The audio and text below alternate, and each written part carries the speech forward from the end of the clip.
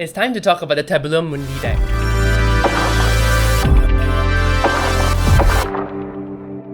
Hello friends, this is Casper the Boy Diviner here today, and I thought it's a great time right now to actually talk about the Tabula Mundi deck. I've got the Tabula Mundi Minima, so this is really a pocket-sized Tabula Mundi deck, and I feel like I've had this for years. Actually, I won it in a giveaway on Facebook. So thank you to the creators of this deck, Mel Malene. Thank you to T. Susan Chang, and I think I'm trying to remember the guy's name, the one who organized the giveaway, but I can't remember it right now. So if I do remember it or I find out, I will just add his name here, because thank you so much. I was really a baby tarot reader back then, maybe 6 months in. I was pretty intimidated by the thoth tarot reading. I was quite scared of thoth, and when I got this deck, I know how beautiful it is, and I felt like it was a more accessible version of the thoth just because it had all the symbols on it. At the same time, I didn't anticipate the symbols being scary to me, so I actually did put this on the decks that intimidate me pile, and I'm still learning how to work with it. But I have tried working with it, and I have had friends who fell in love with the deck. I showed my friends this deck, most of them, during the T. Susan Chen talk that she had in Singapore. So once my friends saw that, they actually got the deck. And one of them got it in full size, the other one got it in this minima size that I showed them. And I do like the minima size actually. I know that people say that art details are really important in a deck and they want to see it clearly, but I also feel like the tactile feel and the size of the deck makes me want to work with them or not. For example, one of the decks that is absolutely beautiful, the True Black. I rarely use it just because I find it so hard to shuffle for myself. But this deck, no problem. It's small, it's easy. It's luxe, it's really luxe. Anyway, if you guys enjoy this review or enjoy me talking about decks, please leave a like and subscribe. It really helps me out. Okay, so it's super beautiful. You see, she signs the deck. She writes. She signs it. It's beautiful. This title card and the foil. The foil is so beautiful. It's a really luxe deck. You can see that the box is very well made, and then there's this beautiful thick ribbon. I wish more it's fraying, not because of them, it's because I've had this for years and I think I've been pulling it badly. So, but I really feel like most deck creators, I hope they do this thick ribbon thing, because it gives this deck such a luxe feel. You can see the whole deck. The ribbon is as broad as the deck itself. Okay, I've reordered the deck just to show you guys how it looks like from start to end and talk about it. I like the art in this deck. The book is great. I just haven't finished it after so many years just because I have such a fear intimidation of the thoth deck. But I really want to start again. It's just that I don't have much time. I've been really looking at doing a lot of things during this period, and mental health, self-care is really tough when so many things are happening in Singapore. It's getting a bit crazy. People are getting angry and people are having cabin fever, even though we're allowed to go out and buy food. I don't know, people have been very against wearing masks, and yeah, you know, I don't know what to say. I'm gonna go back to the deck and talk about it. To be honest, I really like the minors in this deck. I really like how they have the symbols. So you can see, I think this is similar to one of the other decks I've shown, the Wayward Dark Tarot. The original thoth doesn't have all these symbols that help, like Sagittarius in the moon. Again, I'm still not great at the symbols. I'm still trying to remember. And I'm still trying to learn actually astrological correspondences to add on to my knowledge of tarot. It's just been a really slow journey. Like I mentioned, I have so many other things I want to do. It has the Hebrew letters as well, the Hebrew correspondences. So if you guys study Hebrew, if you know Kabbalah, this is really helpful. I have a feeling this is Aleph, and this is Air, the Fool. The Megas. This is one of my least favorite cards in the deck. No tea, no shade. I mean, no.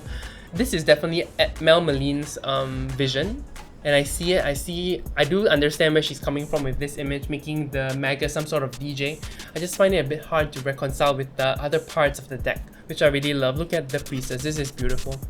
There's the kind of mysticism that is really, how do I describe this? Really attractive, this deck. I love the pillars.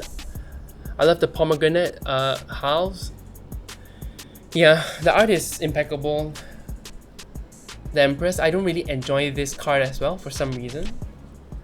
But most of the deck is beautiful and I really appreciate it. Look at this Emperor. Aries. Beautiful.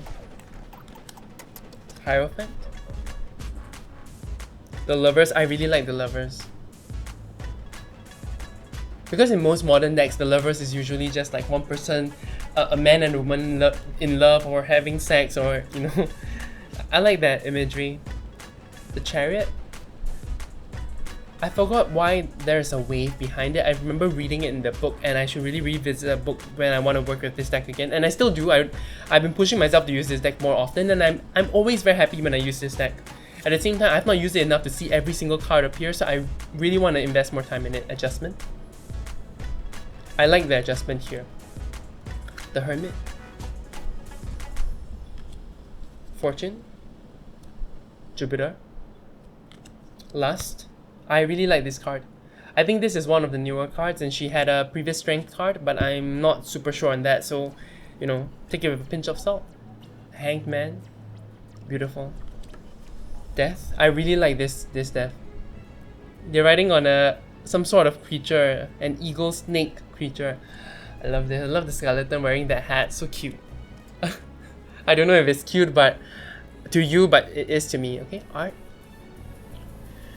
So I do feel like, even though the Thoth Tarot is really beautiful, I feel like this is another added layer. I feel like some of the things that are more modern adds and takes away from this deck. I don't know if it always adds. Like in the Magus, I didn't like that DJ feel, but I like the thought of the DNA behind here.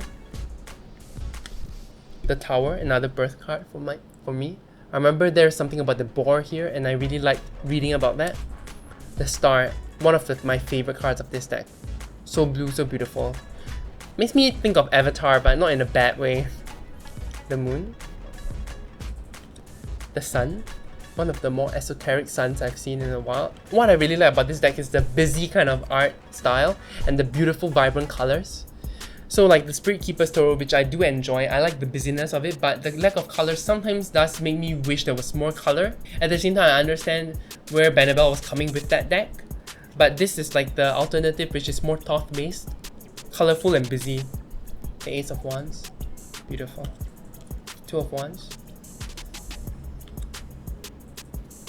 So there is that kind of geometric nature to the Thoth deck that is still mirrored here, but she adds more symbols to this. Look at this one.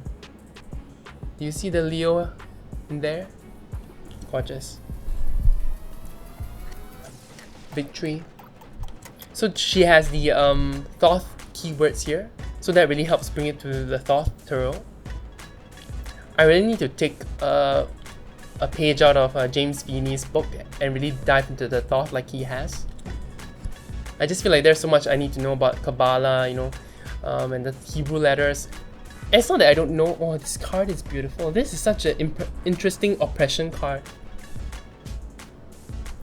The Anvil. The Princess of Wands. The Prince of Wands. The Queen of Wands. I love the cheetah here. The Knight of Wands. I love the knights in this deck. There's a lot of vibrant energy to the court cards here, and there's the darkness to it. The Ace of Cups. Oh, Two of Cups. You know, love, and I love how she brings that up. Oh, look at those hands. I really should be diving into that book. I feel a bit guilty because I only read it like halfway through. I find it hard to read books that really is one card by one card meanings, you know, where they cover one card by one card. This is beautiful. This is really disappointment. So when the book goes one card by one card, I find it very hard. It does go through, you know, the high level stuff, but I feel like it's more, every time when I try to read books that one card by one card, I treat it more like a reference more than anything. At the same time, I do know reading it once through would really help my understanding. This is beautiful. This is beautiful. I love this bolt. So you do see that geometrical nature of the Thoth deck being represented really well here. And the symbols are much clearer in this version than the Thoth version, where it's hidden in the image. Do you see how vibrant and how active these court cards are versus the RWS, for example? I feel like the Thoth deck does have more vibrant court cards, And the knight replacing the kings does have that kind of active energy. Beautiful. Two of Swords. I really enjoyed this imagery. There are the pillars from the High Priestess. Because I'm guessing, you know, okay, I forgot to mention this at the beginning, and I don't know if I should edit it into the front, but whatever, I'm just going to talk about it now. That this deck also does bring in the imagery from the majors into the minors when they coincide. And that's what is so interesting about this deck, how beautiful this deck is. Every single decan is represented by the two majors that actually came into play. I love the Buddhist Varyas here. Five of Swords. So you see Venus and Aquarius. This is one of those that I feel like maybe it's too sciencey, but it's not a bad thing. There are some that really adds to the imagery, like the DNA in the Devil. Eight of Swords. More Varyas. Yeah, I really like that card. And here again the boar. I think Mars is the tower, so the boar comes again. But you can see the reflection of the tower here.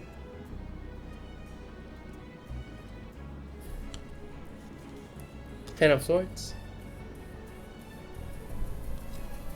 And the beautiful quartz again with the elemental associations below.